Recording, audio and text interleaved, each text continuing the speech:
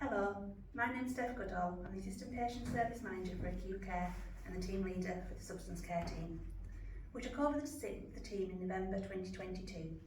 At this point, referrals into the team were approximately 40 patients per month. By August 2023, this had risen by 275% to over 150 patients per month.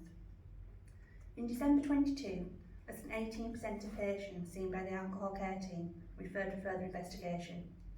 This financial year has consistently been above 34%. In December 2022, there were no information sharing agreements with our local partners and no shared vision. By June 23, we have regular information sharing agreements in place and meetings in place. Wakefield Council have also given us a grant to further grow our service under the government's Harm to Hope agenda, which are bringing in harm in drugs and alcohol. And we are also in talks with Kirklees to mirror this. So, how have we done this? We identified three key priorities. The first one was to remove the stigma and provide exceptional care for all patients. Our second priority was to create good working relations with our local community partners and ensure effective patient care continued once patients are discharged from the hospital. And our third one was to ensure patients are quickly tested for any liver damage and then given specialist treatment in a timely manner. So, removing the stigma and providing exceptional care. We conducted an audit in November 2022, which was very clear that the hospital staff did not know the services that could be provided by the ACT team or how to refer into them. We were not effectively identifying patients with possible alcohol dependence. In order to address this, we did an information sharing campaign throughout the hospital.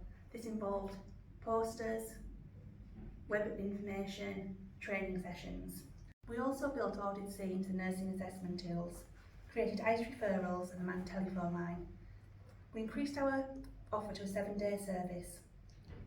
And now the alcohol care team are part of everyday ward rounds and just ED on a daily basis. They also engage with the mental health team on a daily basis. Our second priority was ensuring good working relations with the community.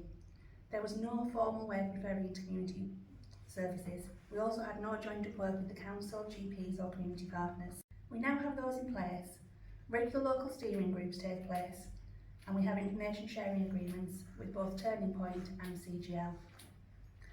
Wakefield Council have given us a grant for 2 substance care team advisors as part of the government's Harm to Hope agenda, and there is hopes this will be mirrored with Kirklees. Our third priority was ensuring the patients were quickly tested for liver damage and then given specialist treatment. In December, less than 18% of patients were being referred for further investigations by the alcohol care team. To address this, we developed a business case to purchase a fibroscan machine for the ACT team, and we changed the pathway into hepatology, purchasing 1 afternoon of the hepatology consultant's time per week in order to specifically address the needs of these patients. I'm going to hand over to Adi, who's going to tell you more about this machine. Hello, my name is Ade. I work as an alcohol advisor with the alcohol care team, and the team has been trained on the use of a fibroscan, and we use that in scanning liver for alcohol patients. And some of the benefits of this is it helps to detect early scarring of the liver, and after we've done the scans, it goes on to the doctors and helps them in proper diagnosis and in patient care. Another benefit of this is we're able to advise the patients on the alcohol use, and they see the results of the fibroscan. It's completed at the bedside. They see these results and it helps them to understand the damage alcohol is causing to their liver. My name's Lorraine Fisher. I'm the alcohol care practitioner. So where do we go from here?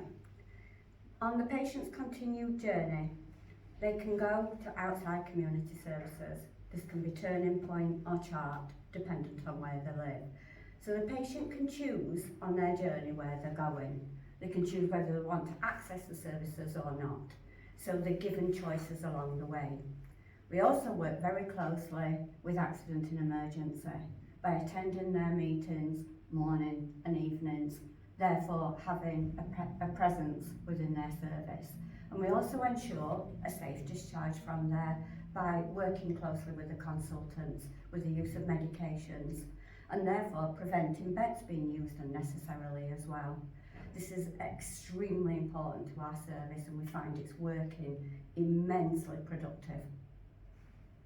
So what do we do about gaps in services and where do we go from here? In order for this to be fulfilled, we ensure that smooth transition from out of hospital for the services to be in place. We liaise with community partners to ensure this service is in place, therefore they're not dropping through the net and returning back to hospital for a readmission. As a team, we're immensely proud of what we've achieved so far, and we're really excited for the future and continuing to develop this service. Thank you.